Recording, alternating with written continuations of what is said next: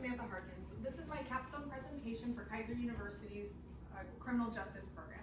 Today, my audience, I have Greg and Josh, and then behind the camera, I have Justine. Today, we're going to have a conversation about addiction.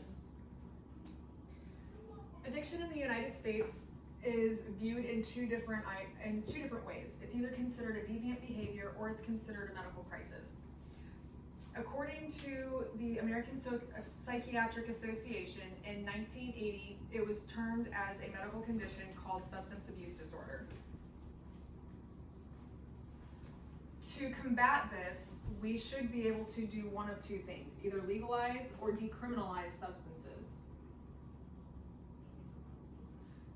Decriminalizing substances would remove punitive measures for personal use only. This would not remove punitive measures for manufacturing and sales of paraphernalia or substances. However, legalization would. Due to this, I think that decriminalization would be the better option for handling the crisis that we have here in America. So, would decriminalization allow someone to just freely use drugs and narcotics out in public, like at a store, walking down the street? No, absolutely not. This would only allow for use in private places, not in public spaces. How would you know that it was used in public space or not? Well, if an individual was caught getting high in a park, they would be arrested for disorderly conduct, that kind of thing. That was a good question. In Portugal, they conducted a decriminalization experiment to see if it would help with their heroin epidemic that they had. The government looked at the problem and they were like, we gotta do something to change this. So they did. The first step that they did was they declassified the differences between hard and soft drugs. So there was no difference between marijuana or heroin whatsoever. After that, they relabeled substance abuse as a medical crisis instead of a deviant one. As you can see in the charts that are here, it was wildly successful. However, in 2016, Portugal hit a recession and ultimately had to cut funding to a lot of these programs to help fund other important things in the country. After they cut the funding to different rehabilitative and needle programs that they had to offer for people who did suffer from substance abuse, police stopped pushing the involvement for people to go to these places. British Columbia also established a different program in 2023 that revolved around decriminalization.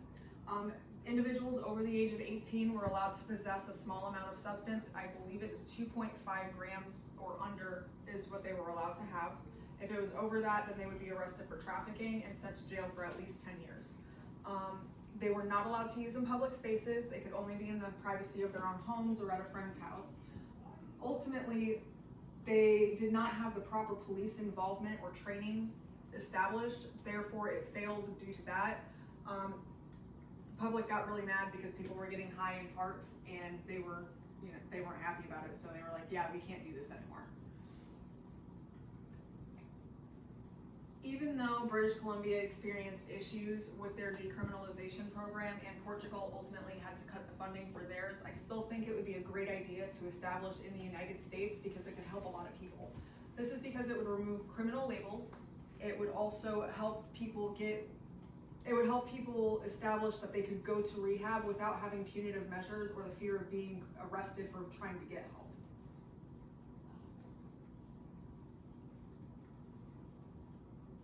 Rehab is one of the more important steps that is essential for somebody becoming sober once they make the decision that they are ready to do so. Detoxing is an important step in this because it helps eliminate those substances from the body. When they eliminate the substances from the body, they're able to start fresh and continue on this path forward.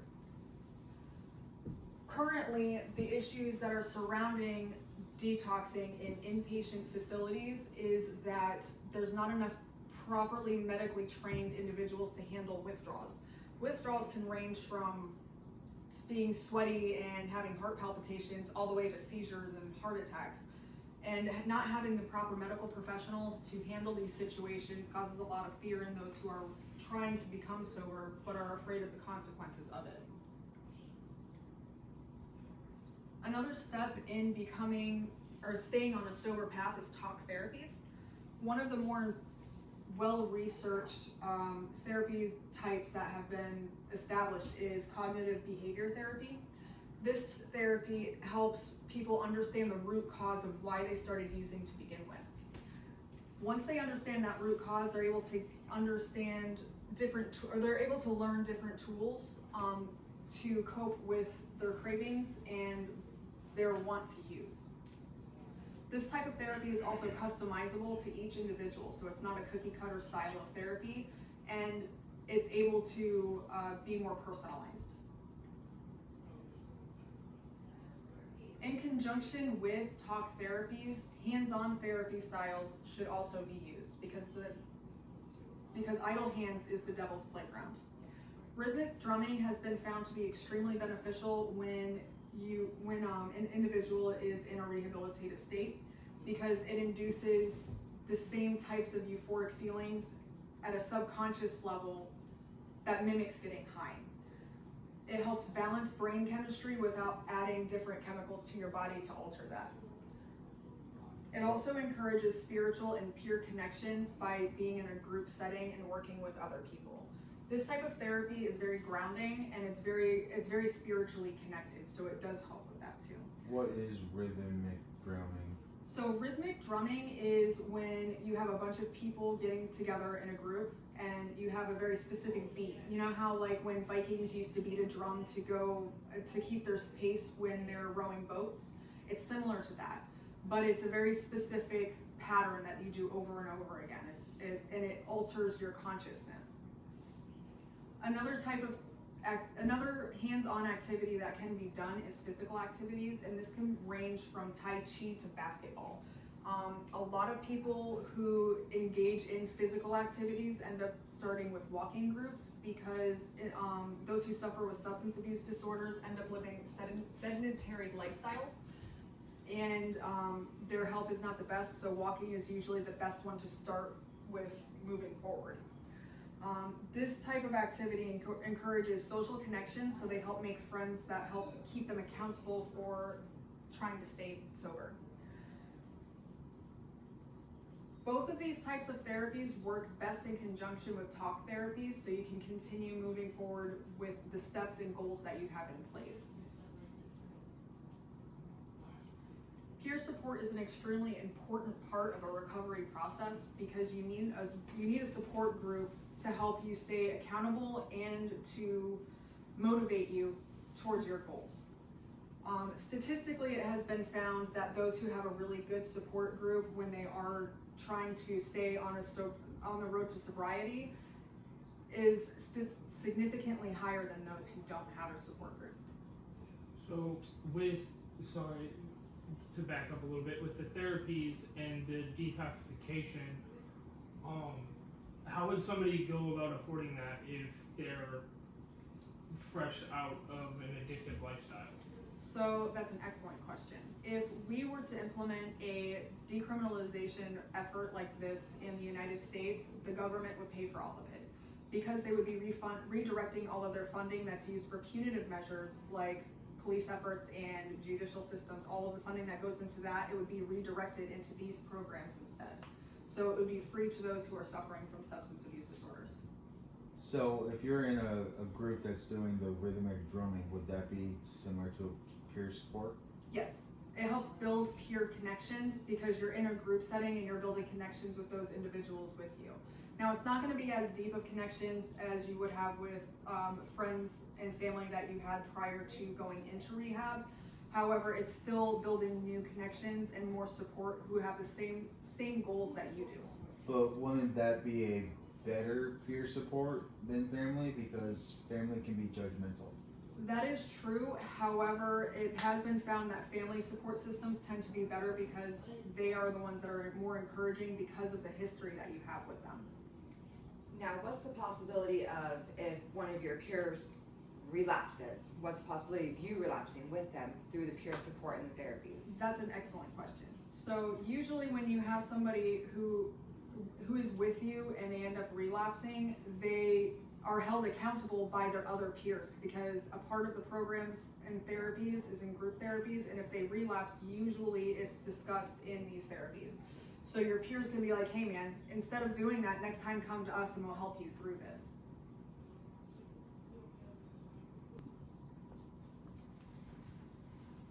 An important part of the transition period between leaving a recovery program into society is transitional housing.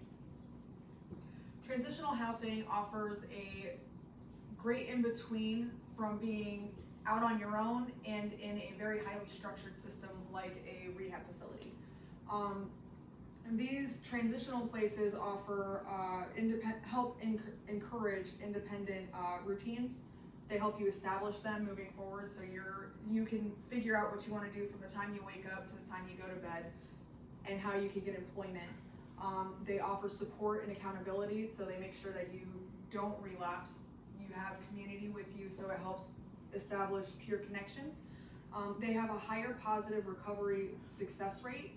This is because of the community feeling that they have in these transitional housing complexes. And it also increases the completions of rehabilitation treatment.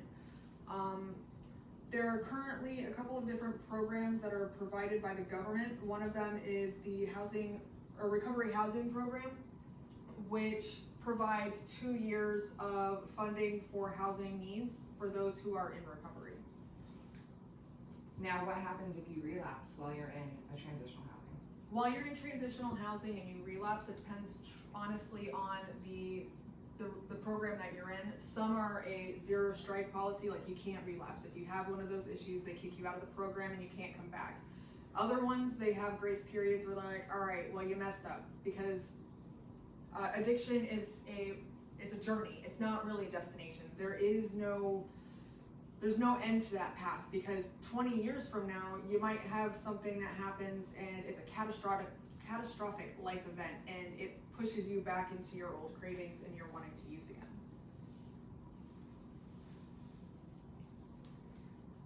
Other problems that those who suffer from substance abuse disorder face are meaningful employment. Currently, there's a couple of different programs that are available, like vocational rehabilitation and employee assistance programs. These programs are established to help those who have disabilities or problems that they've experienced in their life find employment by giving them education and vocational training, so they can work with companies that offer second chances to those who have had a history of criminal activity. These are usually funded by large corporations, like Home Depot is a really big second chance employer. My brother specifically is in one of those, and now he's a manager he manages an entire store. The problem that vocational rehabilitation has, however, is there's no protections for those who are going through those programs. If they decide they want to fire that person just because they're in that program, they can. They don't have any set reason to keep them there. So would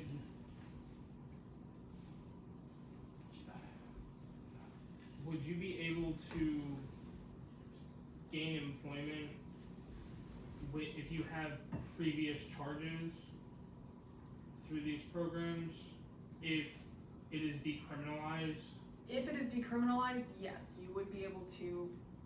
You wouldn't have those criminal charges on your record. Moving forward, those charges would be erased, ideally. While there's no decriminalization program in effect in America today, it would be beneficial if they did expunge those off of someone's record permanently.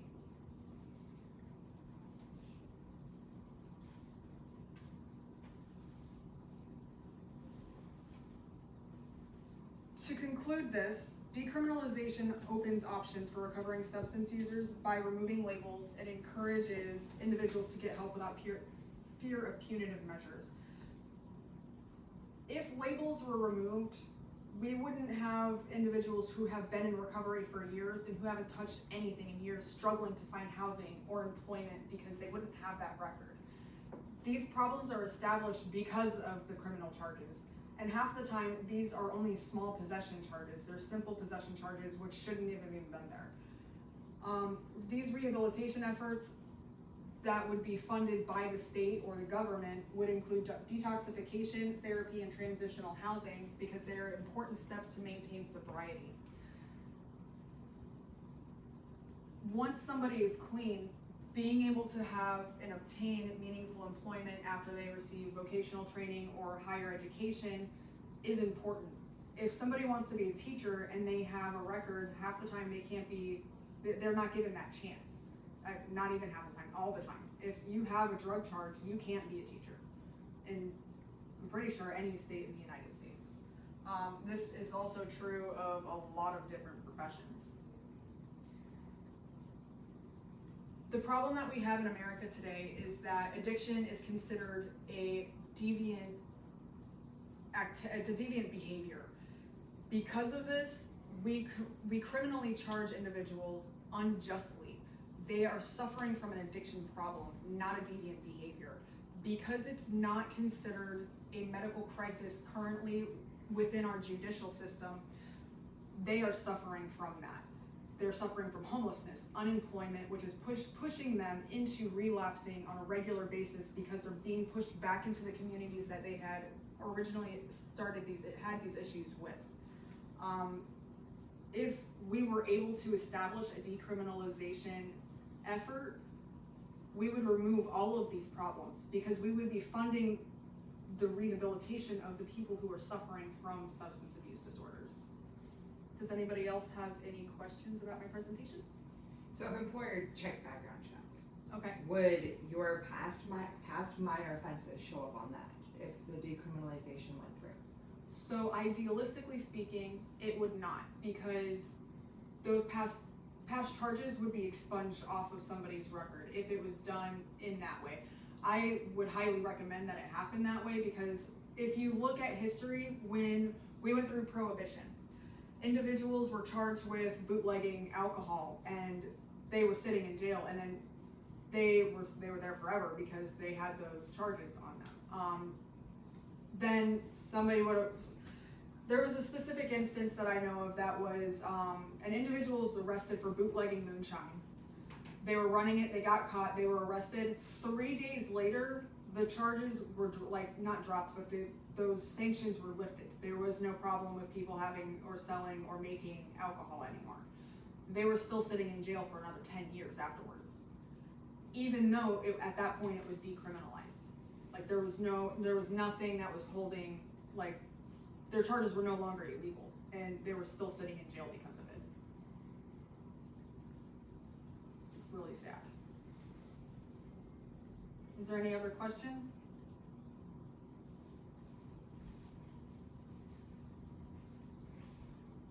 Well, thank you for coming to my presentation. I appreciate you guys supporting me in my efforts for graduating this, hopefully later this year. I appreciate everybody's time. Thank you.